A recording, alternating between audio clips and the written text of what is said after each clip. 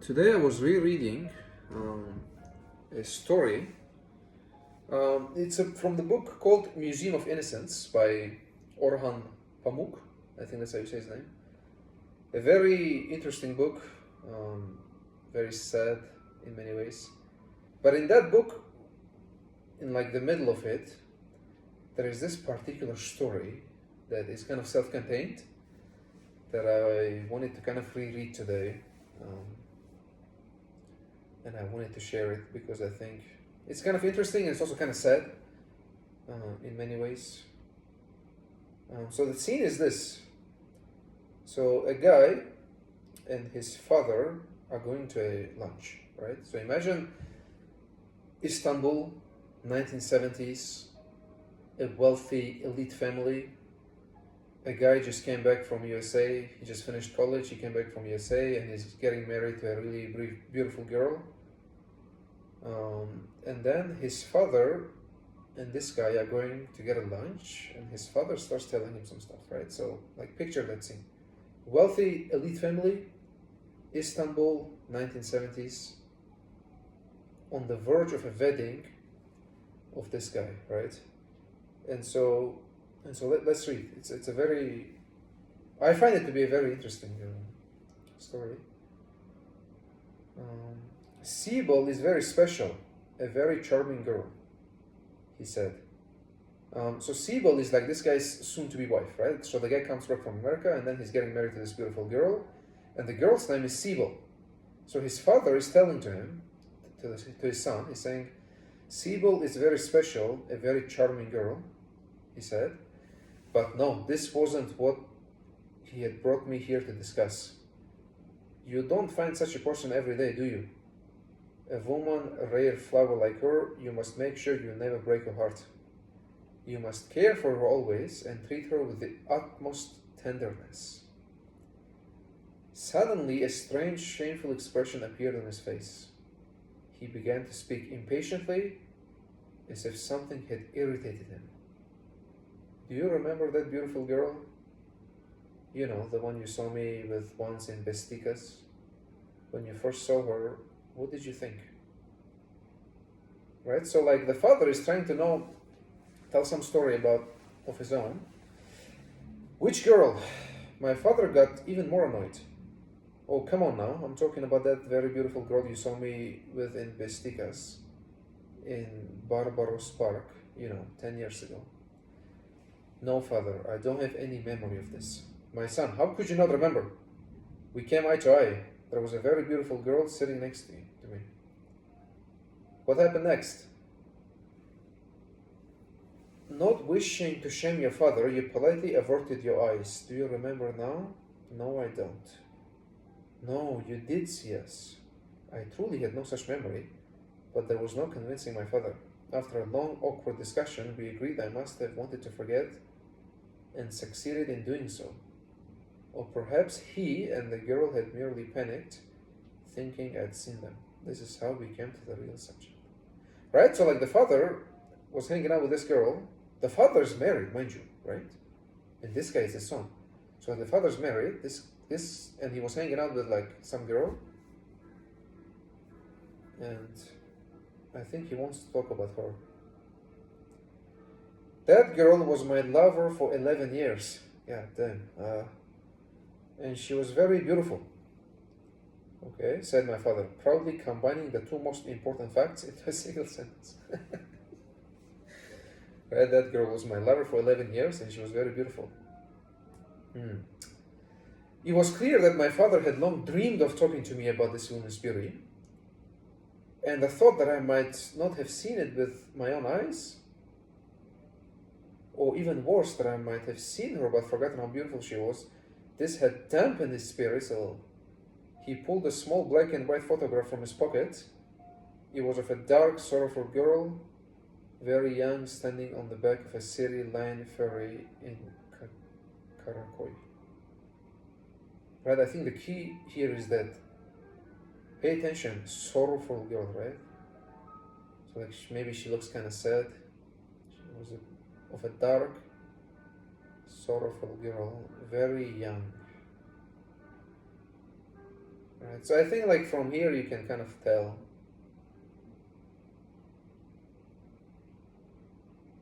that maybe what's awaiting this girl is sorrow, maybe some sadness. Maybe. I mean, you just read the sentence. He was of a dark, sorrowful girl, right? Like you see some people, like in their eyes, you can see like there is a lot of sadness in them. That's her, he said. It was taken the year we met. It's a shame she's so sad here. You can't see how beautiful she was. She's beautiful, isn't she? Do you remember now? I said nothing. It annoyed me to listen to my father talking about an affair, no matter that it was ancient history. Though at that moment I could not understand what exactly it was that bothered me. Look, I don't want you repeating any of what I said here to your brother, my father said, slipping the photo back into his pocket. He's too stern. He wouldn't understand. You have been to America, and I'm not going to be telling you anything that would shock you. All right? Of course, father dear. So now listen, said my father. And as he took tiny sips of raki, he told his story. So I guess raki is alcohol. So he's like taking some sips of alcohol and telling a story. It was 17 and a half years ago on a snowy day in January 1958 that he'd first met that girl and was instantly struck by her pure and innocent beauty. That girl was working at Satsat, which my father had only just started. At first, it was just a working relationship, but despite the 27-year difference in their ages, it became something more serious and emotional. 1 year after the girl had begun relations with her handsome boss, my father, by my instant calculations, would have been 47 years old at the time. Wait, how old was the girl? So he was 47, the girl was 27-year difference. 47, so damn. So the girl was 20 years old. Again, at my father's behest, she did not look for another job. Instead, she went quietly to live in an apartment in Bestikas that my father set up for her, dreaming that one day they would marry. She was very good-hearted, very sensitive and clever, a very special person, said my father. She wasn't like other women at all. I've had a few escapades in my life, but I never felt for anyone the way I felt for her. My son, I thought a lot about marrying her, but what would have happened to your mother? What would have happened to you and your brother? For a time, we were silent. Don't underestimate me, my child. I'm not saying I made sacrifices so that you could be happy. In fact, of course, she was the one who really wanted marriage. I kept her dangling for years. I just couldn't imagine life without her. And when I couldn't see her, I suffered enormously. But there was no one to share my pain with. Then one day she said, make up your mind. Either I left your mother and married her, or she was going to leave me. Pour yourself some raki. There was a silence. When I refused to leave you boys and your mother, she left me, said my father. To admit this exhausted him, but it also relaxed him. When he looked at my face and saw that he could go on confiding in me, he became more relaxed still. I was in pain, great pain. Your brother had married and you were in America. But of course I tried to hide my anguish from your mother. To steal into a corner like a thief and suffer in secret, that was another agony. Your mother had sensed the existence of this mistress, and just as she had with others, understanding that something serious was going on, she said nothing. Your mother and Bakri and Fatma Hanim, we lived together like a cast of characters, imitating a happy family in a hotel room. I could see that I would find no relief, that if I carried on this way I would go mad, but I couldn't bring myself to do what was necessary. At the same time, she, my father never said her name, was suffering just as much. She announced that an engineer had proposed marriage, and that if I didn't decide soon, she was going to accept. But I didn't take her seriously. I was the first man she had ever been with. I thought she could not possibly want anyone else. that she must be bluffing. Even when I doubted my reasoning and started to panic, I was still paralyzed. So I tried just not to think about it. You remember that summer when Setin drove us all to Izmir, to the fair? When we got back, I heard that she got married, but I couldn't believe it. I was convinced that she had just put the news out to get my attention and make me suffer. She refused my every attempt to see her, even to speak with her. She wouldn't answer the phone. She even sold the house I bought for her and moved somewhere else. I couldn't find her. Had she really married? Who was this engineer husband? Had she had children? What was she doing? For 4 years, I couldn't ask anyone these questions. And this is crazy, right? Like, this guy is married with kids, and this is some diabolical work. And he falls in love with this 20-year-old girl, and suddenly she leaves, saying, I'm gonna go marry an engineer, and then boom, out. And 4 years go by. Can you imagine? 4 years go by, and this guy is still stuck. Like, what that happened to her, right? Like, is she married? Does she have kids? So he's living like a double life, sort of, right? Like, yeah, you come home, there's your wife and kids, and then on the other hand, you're thinking, okay, what happened to that girl? Because he's been with that girl for 9 years, right? 9-year relationship they've had. Isn't that what they said at the beginning? 9-year relationship or something, right? For 4 years, I couldn't ask anyone these questions. I feared the answers I might get, but to know nothing was agony too. To imagine her living in another part of Istanbul, opening the papers to read the same news, watching the same TV programs, yet never to see her, it left me desolate. I began to feel as if life itself was futile. Please don't misunderstand me, my son. I certainly felt proud of you and the factories and your mother, but this suffering was unimaginable.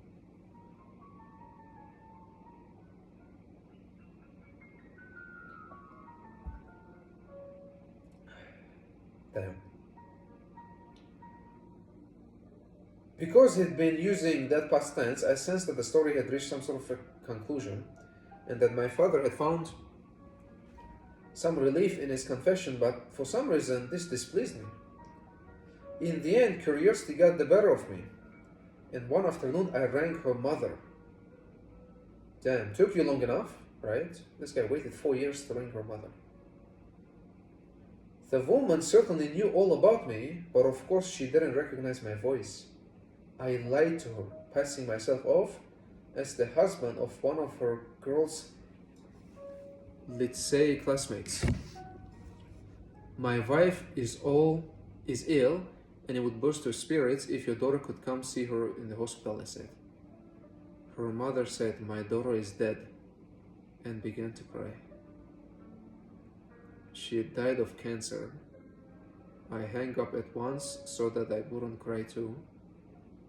I wasn't expecting this, but I knew at once that it was true. She had never married an engineer.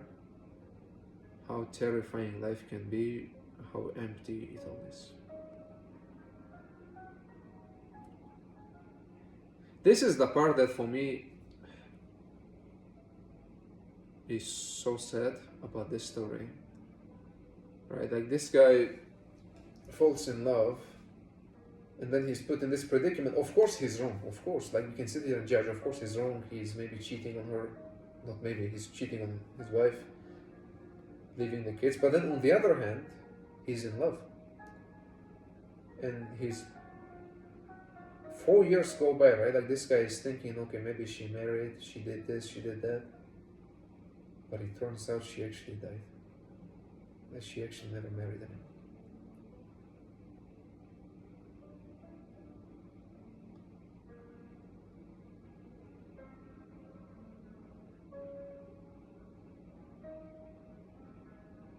It's like when at the beginning he says, well, like, I saw the picture, it was like of a dark and sorrowful girl.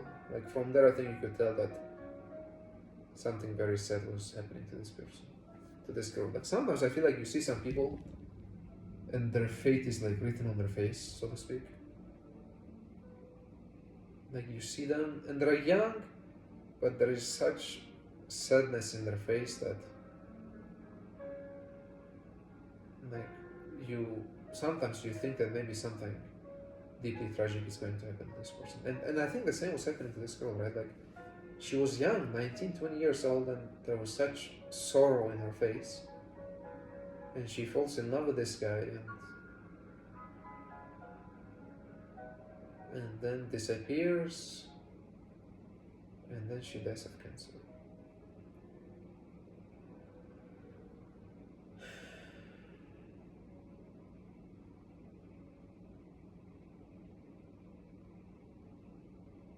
How terrifying life can be, how empty it all is. Anyway, let's read about this thing the rest.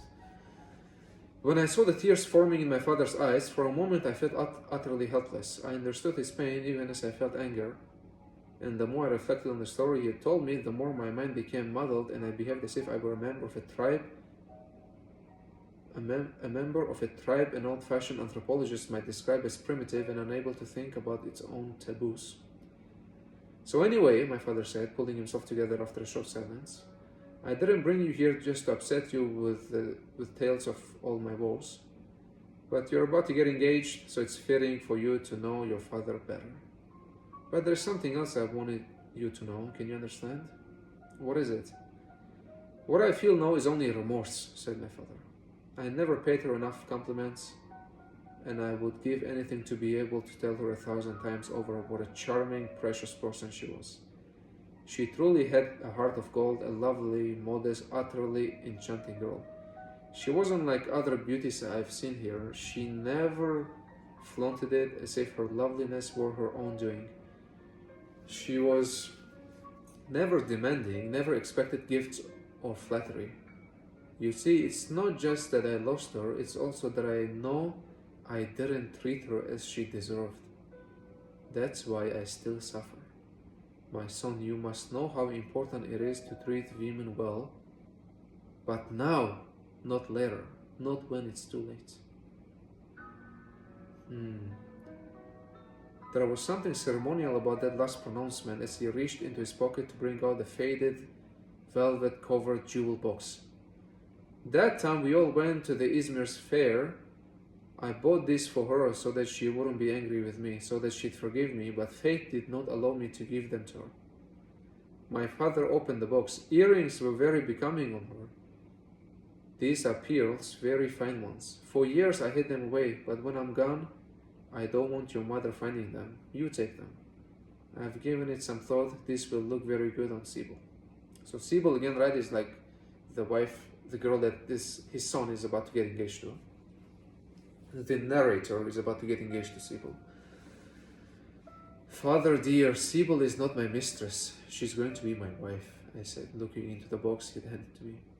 Come on now, said my father. You won't tell Sibyl the story behind the earrings. She will never be the wiser. But when you see her wearing them, you'll remember me. You will never forget the wisdom I've imparted on you today. You will treat that girl perfectly. Some men always treat women badly, and they're proud of it. Don't ever be one of them. Let my words remain on your ears as the earrings remain on Sibyl's. Well, that's the story.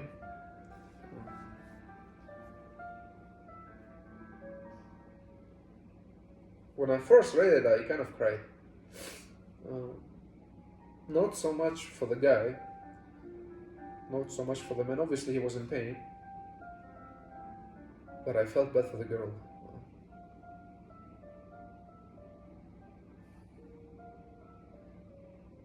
Yeah.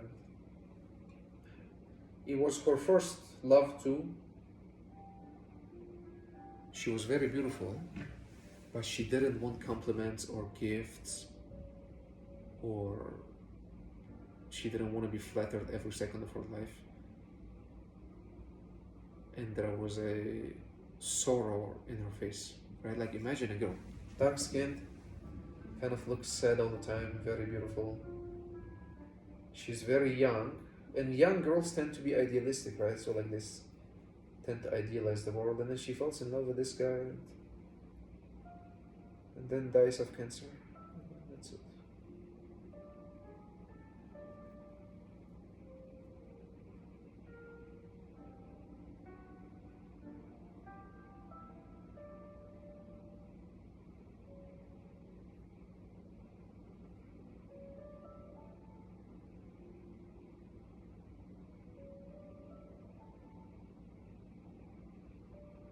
This makes me think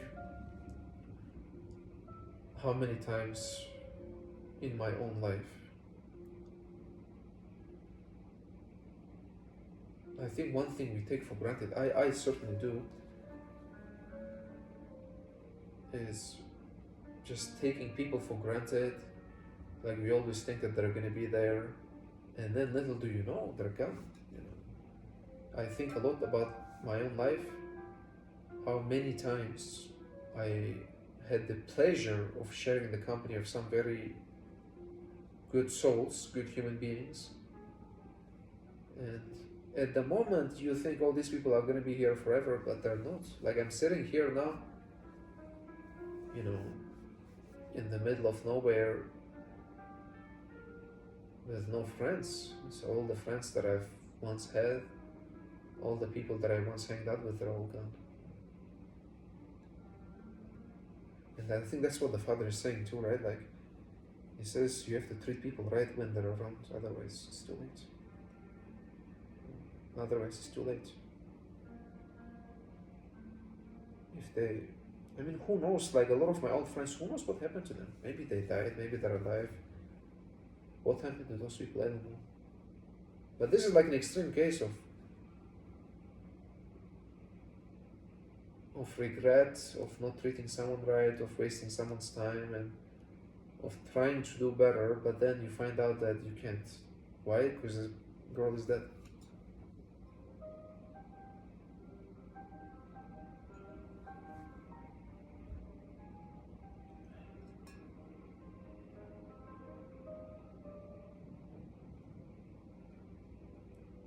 I think there is something so sad about buying a gift for someone and then not being able to give it to them because they passed away before you could give it to them. You know? Like imagine you love someone a lot and you buy them this gift that you think is that they'll like it a lot, and then by the time you find that person, you find out that they died and you could never give it to them.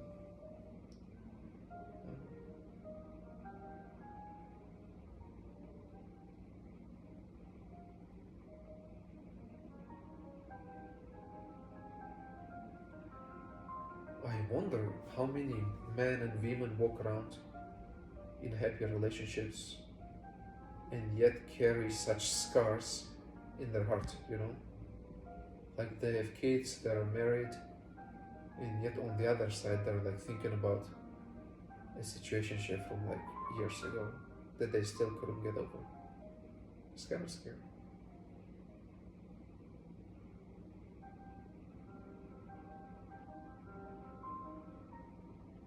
But I think that's just the nature of life.